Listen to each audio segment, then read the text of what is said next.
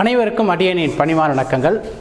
இன்றைக்கி நாம் பார்க்கக்கூடிய தலைப்பு அரசு வேலை யாருக்கு, அதாவது அரசு உத்தியோகம் யாருக்கு அப்படின்னு தான் பார்க்க போகிறோம்.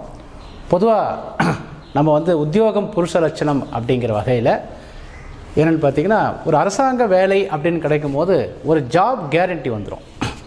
அதாவது ஒரு ப்ரைவேட் கம்பெனின்னு பார்க்கும்போது, கார்ப்பரேட் கம்பெனியில் போனால் ஒன்றும் பிரச்சனை இல்லை. ஆனால் ஒரு சாதாரண ஒரு சிறு நிறுவனத்தில், ஒரு சின்ன கம்பெனியில் ஒரு 5 பேர் 10 பேர் ஒர்க் பண்ணக்கூடிய கம்பெனியில் ஒருத்தர் ஒர்க் பண்ணும்போது அந்த ஜாப் கேரண்டிங்கிறது அவங்களுக்கு பெரிய அளவுக்கு இருக்காது. அதனால் என்னென்னு பார்த்திங்கன்னா, அரசு உத்தியோகம் இருக்காது. ஒரு பழமொழியே சொல்லுவாங்க கிராமத்தில். இப்போ சொல்கிறாங்கன்னா நேரத்தில் நாங்கள் இருந்த காலகட்டத்தில் 20-25 வருஷத்துக்கு முன்னாடிலாம் கிராமத்தில் கேட்ட பழமொழி, கழுத மேய்ச்சாலும் கவர்மெண்ட்டில் மேய்க்கணும் அப்படின்வாங்க. அந்தளவுக்கு அரசாங்க உத்தியோகத்துக்குன்னு ஒரு பவர் இருக்குது, ஒரு மரியாதை இருக்குது. ஏன்னா ஒரு ஜாப் கேரண்டி அப்படிங்கிறதால அந்த அமைப்பு யாருக்கு அமையும் அப்படின்னு தான் இன்றைக்கி பார்க்க போகிறோம். ஜோதிட ரீதியில் நம்ம உத்தியோகம் அப்படிங்கிறது என்னென்னு பார்த்தீங்கன்னா, உத்தியோகம் வேலை வாய்ப்புகள் அப்படிங்கிறது 6வது வீடு தான் நம்ம சொல்லுவோம். 6வது வீடு தான் உத்தியோகம் அல்லது மாத சம்பளம் அப்படிங்கிறது 6வது வீடு. அதாவது 7வது வீடுங்கிறது வியாபாரம் சொல்லுவோம். 7வது வீடுங்கிறது வியாபாரம் அல்லது பொதுஜனம் அல்லது வியாபாரம். அதாவது பொதுமக்களுக்கிட்ட இருந்து பணத்தை வாங்கி தன்னுடைய பொருளாதாரத்தை உயர்த்தி கொள்வது, தன்னுடைய தொழிலை உயர்த்தி கொள்வதுங்கிறது தான் 7வது வீடு. அல்லது வியாபாரம், ஒரு பொருளை கொடுத்து இன்னொரு பொருளை வாங்குறது. ஆனால் 6வது பாவங்கிறது வியாபாரம்லாம் இல்லாமல், அதாவது பொதுமக்களிடந்து பணம் வாங்காமல் ஒரு நபர்கிட்டேருந்து பணம் வாங்குதல், அது உத்தியோகம் அப்படின்னு சொல்கிறோம். உத்தியோகம்னா மாத சம்பளம், மாதம் ஆனால் சம்பளம் கிடைப்பாங்க. இந்த 7வது பாவங்கிறது டெய்லி நமக்கு பணம் வந்துக்கிட்டே இருக்கக்கூடியதும் 7ஆம் பாவத்தோட காரகம். பொதுமக்களுக்கிட்ட இருந்து டெய்லி ஒரு நாளைக்கு ஒரு 100 பேர் 200 பேர்கிட்ட பணம் வாங்குறோம் இல்லையா, அது வியாபாரம் சொல்கிறோம். ஆனால் உத்தியோகங்கிறது மாதத்துக்கு ஒரு தடவை மட்டும் வாங்கக்கூடிய அமைப்பு, அதுதான் உத்தியோகம். இந்த 6வது வீடு தான் உத்தியோகம் சொல்கிறோம். ஓகேங்களா? முதல்ல எதை எடுத்தாலும் நம்ம ஜோதிடத்தில் நம்ம என்ன பண்ணுறோன்னா, ஒரு கேள்வியை புரிந்து கொண்டு அதை பாவ காரகமாகவும் கிரக காரகமாகவும் மாற்றுவது எப்படின்னு நம்ம தெரிஞ்சுக்கணும். அந்த வகையில் 6வது பாவம் தான் உத்தியோகம். அப்போ 6ஆம் பாவத்தில் கொடுப்பனை அவர் ஜாதகத்துக்கு நல்லா இருந்தால் அவர் உத்தியோகத்தில் சிறந்து விளங்குவார். ஏன்னா அரசாங்க உத்தியோகம் அப்படின்னாவே அது என்னென்னு பார்த்தீங்கன்னா, அது நீண்ட காலம் பணிபுரிகிற அந்த கொடுப்பனை வலுவார்த்த தான் முடியும். அப்போ 6வது பாவம் என்பது ஒரு ஜாதகத்தில் வலுவாக இருக்கும்போது அவர் நீண்ட காலம் பணிபுரிகிறார். அப்போ 6வது பாவங்கிறது ஜாதகத்தில் கெட்டு போகாமல், அந்த 6வது பாவம் கெட்டு போகிறதுனா 6வது பாவம் 8-12வது வீட்டையும் 5-9வது வீட்டையும் தொடர்பு கொள்ளக்கூடாது. அதாவது 6வது பாவங்கிறது 8-12 அல்லது 5-9 தொடர்பு கொள்ளக்கூடாது. 8-12 ஏன் தொடர்பு கொள்ளக்கூடாதுன்னா, லக்னத்துக்கு அது 8-12. ஒரு பாவம் லக்னத்தை கெடுக்கிற நிலையில் இருந்தால் அந்த பாவத்தோட காரகத்தை ஒருத்தர் அனுபவிக்க முடியாது. ஒரு பாவம் தன்னுடைய பாவத்தை கெடுக்கிற நிலையில் இருந்தாலும் அந்த பாவத்தை அனுபவிக்க முடியாது. இந்த உத்தியோகம் என்பது என்னென்னு பார்த்தீங்கன்னா, 10ஆம் பாவத்தோட காரகம். 10ஆம் பாவம் தான் நம்ம என்ன சொல்லுவோம், பதவி.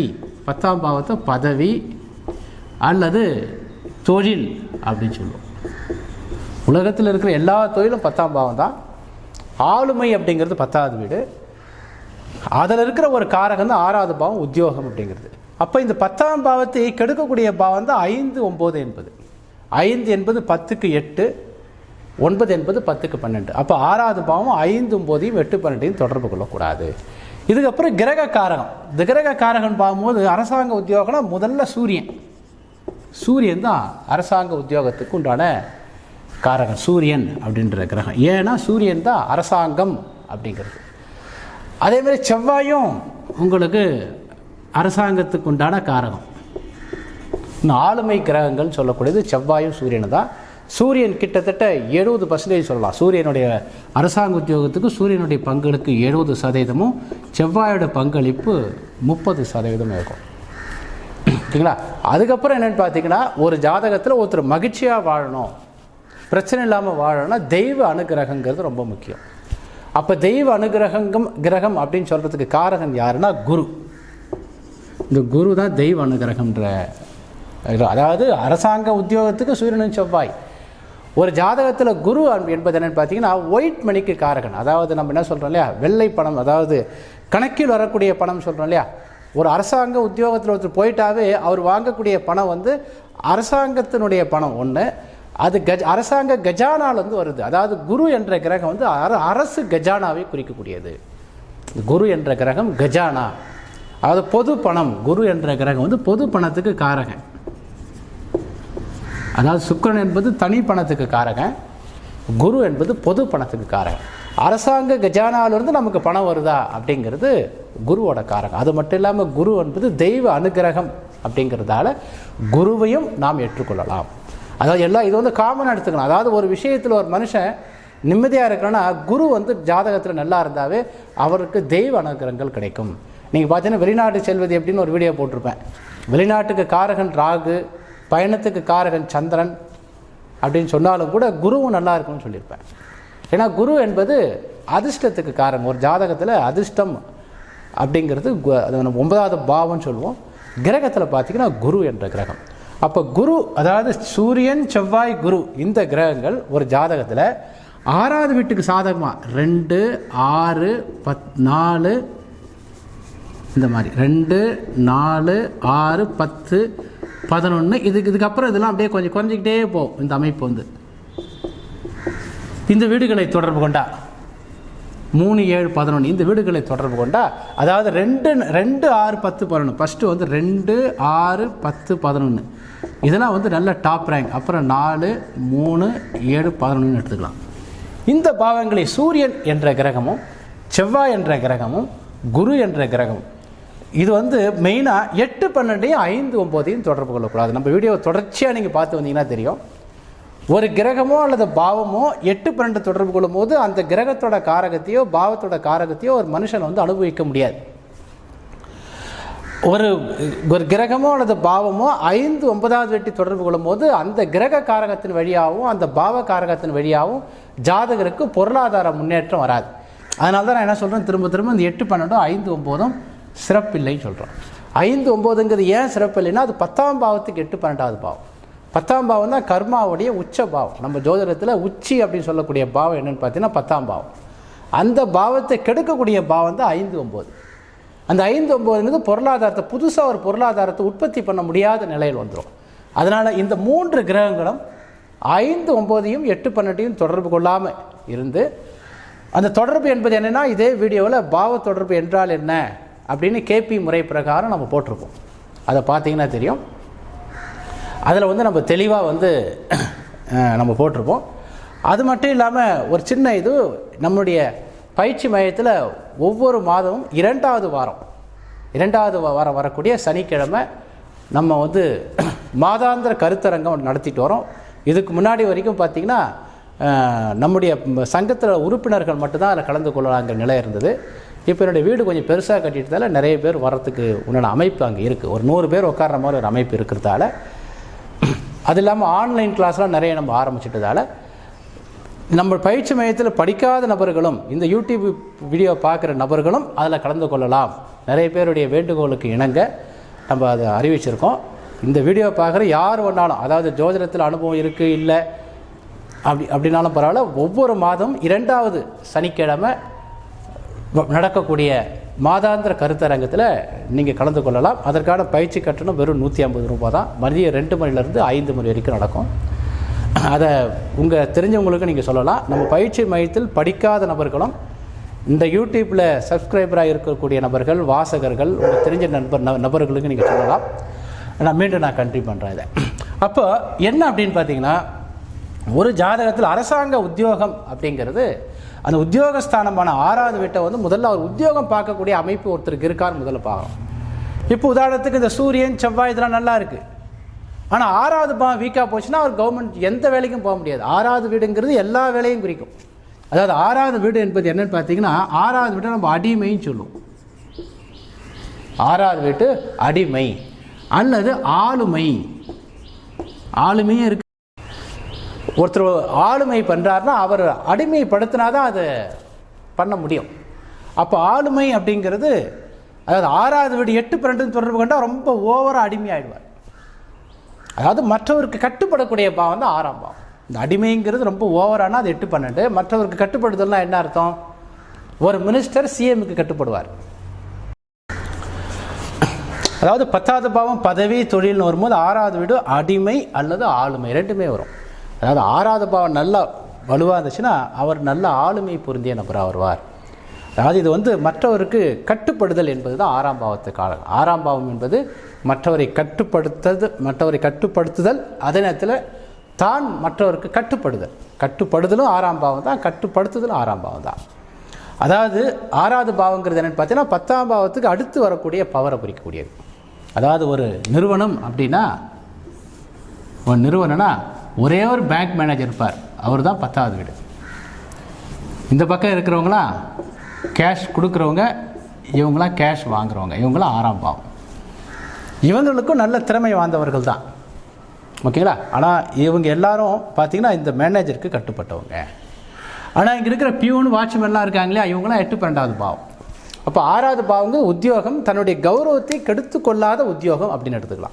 தனக்குன்னு ஒரு கௌரவம் இருக்குது இல்லையா, அந்த கௌரவம் அப்படிங்கிறது என்னென்னா சுய கௌரவம். 1வது வீடுங்கிறது சுய கௌரவம்னு சொல்லுவோம். 1வது வீடு சுய கௌரவங்கிறது அந்த சுய கௌரவத்தை கெடுத்து கொள்ளாத பாவம் தான் 6வது பாவம். 6வது பாவம் 1வது பாவத்தை கெடுக்காது. 1ஆம் பாவத்தை கெடுக்கக்கூடியது 4 8 12 தான். அப்போ 6வது பாவங்கிறது சுய கௌரவம் அப்படிங்கிறதால சுய கௌரவத்தை கெடுக்காத லெவலில் ஒருத்தர்கிட்ட மாத சம்பளம் வாங்குதல், அதுதான் 6ஆம் பாவத்தோட காரணம். இந்த 6ஆம் பாவம் 5 9ன்னு வரும்போது என்ன ஆகுதுன்னா சுய கௌரவம் அதிகமாக போகுது. சுய கௌரவம் அதிகமாக இருந்தாலும் வேலைக்கு நம்ம போக முடியாது. மற்றவருக்கு கட்டுப்பட முடியாத ஒரு தன்மை சுய கௌரவம். ரொம்ப கௌரவமாக இருந்தாலும் வேலைக்கு போக முடியாது. அதான் 5 9ங்கிறது. உத்தியோகம் என்பதே தன்னுடைய கௌரவத்தை கொஞ்சம் குறைச்சிக்கிட்டு மற்றவருடைய சட்டத்திட்டத்துக்கு கட்டுப்பட்டு நம்ம போகிறது தான் உத்தியோகம் சொல்லக்கூடியது. அப்போ 5 9ன்னு வரும்போது நாம் யாருக்கும் கட்டுப்பட மாட்டோம், யாரையும் கட்டுப்படுத்தவும் மாட்டோம். நீங்கள் 2 அமைப்பு. 5 9ங்கிறது யாரையும் கட்டுப்படுத்தவும் மாட்டோம், யாருக்கும் கட்டுப்படவும் மாட்டோம், சுதந்திரமாக இருக்கத்தான் விரும்புவோம். அதுதான் 5 9. 8 12ங்கிறது 6க்கு அது சாதகமான பாவம் தான். 6ஆம் பாவத்துக்கு இது 3ஆம் பாவம், 6ஆம் பாவத்துக்கு இது 7ஆம் பாவம் தான். இருந்தாலும் அது லக்னத்துக்கு தீமைங்கிறதால அதனால் ஒரு பிரயோஜனம் இல்லை. கடைநிலை ஊழியராக இருப்பாங்க. 6ஆம் பாவம் 8 12னா கடைநிலை ஊழியராக இருப்பாங்க. அதாவது இந்த அமைப்பில் தான் நம்ம என்ன பண்ணுறோன்னா கிரக காரகன் பாவமும் சூரியன் தான் ரொம்ப முக்கியம். அரசாங்க உத்தியோகத்துக்கு சூரியன் ரொம்ப முக்கியம். செவ்வாய் ஏன் சொல்கிறேன்னா சூரியனுடைய காரகத்தில் கிட்டத்தட்ட ஒரு 30% காரகங்கள் செவ்வாய்க்கு உள்ளது அப்படிங்கிறதால செவ்வாயை நம்ம எடுத்துக்கிறோம். சூரியன் கெட்டு போச்சு அப்படின்னா அப்போ இந்த 6வது வீடு என்பது இப்போ அரசாங்க உத்தியோகத்தில் இருக்காங்க, ஆனால் அதே ஜாதகத்தில் ரொம்ப அடிமட்ட நிலையில் இருக்கிறவங்களா இருந்தால், அதாவது கடைசி வரைக்கும் பியூனாகவே இருக்காங்க, கடைசி வரைக்கும் பார்த்தீங்கன்னா கடைநிலை ஊழியராகவும் இருக்காங்க அப்படின்னா அவங்களுக்கு சூரியன் 8 12ஆகவும் வரலாம். அதேமாதிரி பார்த்திங்கன்னா 6வது வீடு 8 12ஆகவும் வரலாம். ஏன்னா அப்போ என்னென்னு பார்த்தீங்கன்னா அவங்க உழைப்பெல்லாம் வீணாக போகுதுன்னு அர்த்தம். அப்போ 6வது வீடோ சூரியன் ரெண்டுமே கெட்டு போகும்போது அவங்களுக்கு உத்தியோகம் கிடைக்காதுன்னு சொல்ல முடியாது. ஆனால் அந்த உத்தியோகத்தால் அவங்களுக்கு எந்த ஒரு பலனும் இல்லை, அவங்க உழைப்பு தான் வீணாகுது, கடைசி வரைக்கும் அவங்களுக்கு பிரச்சனை. ஏன்னா சூரியன் 8 12 வரும்போது ஆளுமைத்தன்மை இருக்காது. இந்த ஆளுமை அப்படிங்கிறது என்னென்னு பார்த்தீங்கன்னா சூரியனும் செவ்வாயும் தான். அதாவது ஒரு உத்தியோகத்தில் ஒருத்தர் நல்ல ஒரு மரியாதை இருக்காருன்னா அவருக்கு கீழே 2 3 பேர் இருக்கணும். இந்த கடைநிலை ஊழியராக இல்லாமல் ஒரு தனித்தன்மையான உத்தியோகம், தனித்தன்மைன்னு சொல்கிறோம் இல்லையா, அந்த லக்ன பாவங்கிறது சுய கௌரவம் மட்டும் இல்லாமல் தனித்தன்மைனா என்னன்னு பார்த்தீங்கன்னா இந்த வேலையை மற்றவர்களை விட இவர் சிறப்பாக செய்வார், இந்த வேலையில் அவருக்கு அவருடைய பிரெயின் இந்த வேலைக்கு யூஸ்ஃபுல், அதாவது ஒரு இண்டிவிஜுவல், ஒரு நாலேஜ்டு பர்சன், இந்த குறிப்பிட்ட வேலை இவர் தான் செய்வார் அப்படிங்கிறது. அதுதான் நம்ம லக்ன பாவம் சொல்கிறோம். லக்ன பாவங்கிறது சுய அறிவுன்னு சொல்கிறோம் இல்லையா. அப்போ இந்த 6வது பாவம் என்பது லக்னத்துக்கு சாதகமாக ரொம்ப ரொம்ப சாதகமாக இருந்தாலும் பிரச்சனை. அதாவது 5 9ன்னு தொடர்பு கொள்ளும்போது அது 6க்கே 8 12ஆக போயிடுது. லக்னத்தை கொஞ்சம் கெடுக்காமல் அதே நேரத்தில் தன்னுடைய பாவத்தையும் கெடுக்காமல் இருக்கிற அமைப்புங்கிறது இந்த 5 9 8 12 விட்டுட்டு வேறு எந்த பாவத்தை தொடர்பு கொண்டாலும் அது நல்ல அமைப்பு. அதில் குறிப்பாக 2 6 10 அப்படிங்கிற அமைப்பு ரொம்ப அற்புதமான அமைப்பு. அப்போ தான் பல்கான நமக்கு பணம் வரக்கூடிய அமைப்பு இருக்கும். இதே 4வது வீட்டை தொடர்பு கொண்டா சூரியனோ அல்லது 6வது பாவமோ 4வது வீட்டை தொடர்பு கொண்டா ஒரே வேலையில், ஒரு ஸ்டாண்டர்டான வேலையில், ஒரு ஸ்கூலில் மேக்ஸ் வாத்தியார்னா கடைசி வரைக்கும் மேக்ஸ் வாத்தியாராகவே இருக்குது. 4வது பாவம் ஒரே மாதிரி நிலையான தன்மையை குறிக்கிறதால 4வது பாவங்கிறது நம்ம நல்ல பாவம் சொல்லலை, அது வளர்ச்சி இல்லாத பாவம், ஒரே கேட்டகரியில் இருக்குது, கடைசி வரைக்கும் வளர்ச்சி இல்லாமல் ஒரே கேட்டகரியில் இருக்குது. ஏன் அப்படின்னா 10வது பாவம் தான் நம்ம தலைமைன்னு சொல்கிறோம். 10வது பாவம் தான் தலைமைன்னு சொல்கிறோம். 4வது பாவங்கிறது 10க்கு 7வது பாவமாக போயிருந்தால அந்த தலைமை அப்படிங்கிற நிலைக்கு வருவதை கட்டுப்படுத்தக்கூடிய பாவம். ஒரு பாவத்துக்கு 7வது பாவங்கிறது அந்த பாவத்தை கட்டுப்படுத்தக்கூடிய பாவங்கிறதால அந்த தலைமை பொறுப்புக்கு போக முடியாது.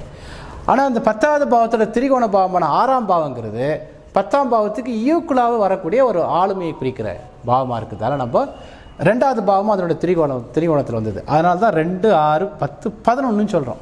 11ன்னு ஏன் சொல்கிறோம்? 11 வந்து 10ஆம் பாவத்துக்கு கெடுக்காது. ஓகேங்களா? லக்னத்துக்கும் சந்தோஷம் தரக்கூடிய பாவம். அந்த வகையில் ஒரு அரசாங்க உத்தியோகம் பார்க்கும்போது 6வது வீடு 2, 6, 10, 11 இந்த 4 வீட்டையோ அல்லது வந்து சூரியன் செவ்வாய் குருங்கிறது 2, 4, 6, 10ங்கிற வீட்டையும் தொடர்பு கொண்டால் அது சிறந்த அமைப்பு. மேலும் விவரங்களுக்கு என்னுடைய பழைய வீடியோ, புதுசாக வந்தவங்க என்னுடைய பழைய வீடியோவும் பார்த்தீங்கன்னா பாவ காரகத்துக்கும் கிரக காரகத்துக்கும் கிட்டத்தட்ட 40 வீடியோஸ் நான் போட்டிருக்கேன். அதை பாருங்கள். மீண்டும் ஒரு டாப்பிக்கில் அடுத்த டாப்பிக்கில் சந்திப்போம். நன்றி, வணக்கம்.